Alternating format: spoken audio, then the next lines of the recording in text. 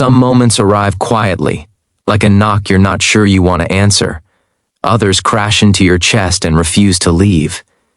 That night, standing in a living room filled with balloons and soft laughter, I realized grief doesn't always come dressed in black.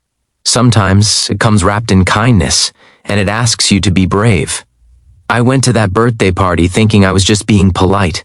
I left realizing my heart still had work to do. Before we begin, take a second to subscribe, like, and share your thoughts in the comments. Stories like this live and grow because of you. This is your channel name, and here we believe that small acts of kindness can quietly change lives. My brother Aaron had been gone for 3 years. 3 years since the accident. 3 years since the phone call that split my life into before and after. He was older than me by 5 years. My built-in protector. The one who taught me how to drive, how to throw a decent punch, and how to show up even when it was uncomfortable. He left behind his wife, Lauren. She was the kind of person who remembered birthdays even after loss, the kind who still sent holiday cards, even when her handwriting shook a little, the kind who smiled through grief, not because she wasn't hurting, but because she didn't want others to hurt with her. When I got her invitation, my first instinct was to say no.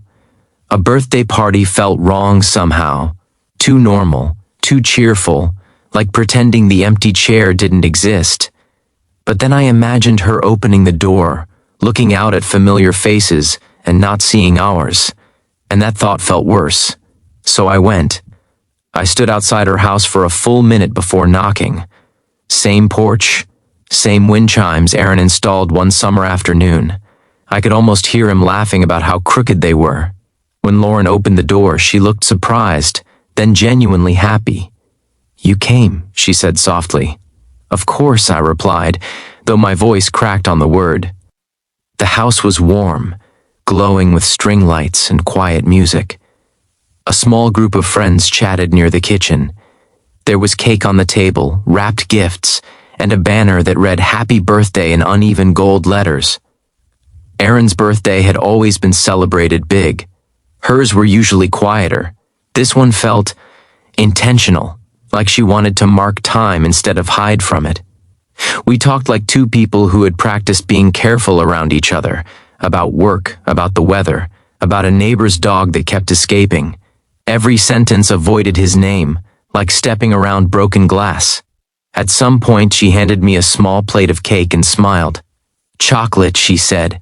"I remembered you hate vanilla." I blinked. "You remembered that?" She shrugged. "Some things stick. Kindness does that. It remembers details even when the world moves on." As the night went on, people slowly left, hugs at the door, promises to catch up. Soon it was just the two of us, standing in the quiet aftermath of a celebration. "I should help clean up," I said. "You don't have to," she replied. "I want to." So we cleaned. Balloons popped gently as we gathered them. Plates clinked. The house felt bigger without voices filling it. Finally, she sat on the couch and exhaled, like she'd been holding her breath all evening. "Thank you for coming," she said. "It meant more than you know." "I almost didn't," I admitted. "I wasn't sure if it was appropriate." She nodded slowly. "I wondered if you'd feel that way." There was a pause, not awkward, heavy. Then she said it. "I've liked you for a long time." The words didn't come with drama, no trembling voice, no tears, just honesty. I stared at her, my heart suddenly loud in my ears. "Lauren," I started, then stopped. I didn't know what to say. 1,000 thoughts collided. Loyalty, guilt, confusion, something warm and terrifying underneath it all. She looked down at her hands. "I'm not asking for anything." I just needed to say it out loud once. I didn't want it to turn into something ugly inside me. That's when I understood. This wasn't about romance. Not yet. It was about kindness. The kind that tells the truth gently. The kind that respects boundaries before crossing them. "I care about you," I said carefully. "But Aaron—" "I know," she interrupted softly. "He was your brother. He was my husband. I loved him. I still do." Her eyes shone, but she didn't cry. I'm not replacing him, she continued. And I'd never want to hurt you. I just wanted you to know that your presence, it's been a comfort. You show up, you check in, you remember him without making me feel broken. That hit me harder than her confession, because she was right. Every visit, every text, every small act, I told myself it was obligation, family duty. But maybe kindness, when repeated, starts building bridges you didn't plan. We sat there a long time. I don't know what this means, I finally said. She smiled, gentle and tired. Neither do I. And that's okay. I left that night with my chest full and my head spinning. For weeks after, I thought about kindness differently.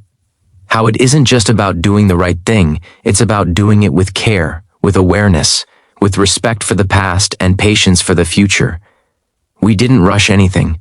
We kept meeting for coffee, talking, remembering Aaron without pretending he hadn't existed. There were days it felt wrong, days it felt healing, days it felt like both, and through it all, kindness was our anchor. She never pushed, I never avoided. We let honesty lead. Months later, on a quiet afternoon, she reached for my hand, not to claim, not to demand, just to connect. And I realized something simple and powerful. Kindness doesn't erase loss. It doesn't rewrite history. But it makes room for new chapters without disrespecting the old ones. Love, when rooted in kindness, waits. It listens. It honors what came before. That birthday party wasn't the start of a romance. It was the start of healing. And sometimes that's the most beautiful gift of all.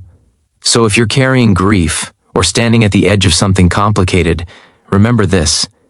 Kindness is not weakness. It's courage, wrapped in compassion. And it has a quiet way of leading us exactly where we need to go. If this story touched you, take a moment today to choose kindness, for someone else or for yourself.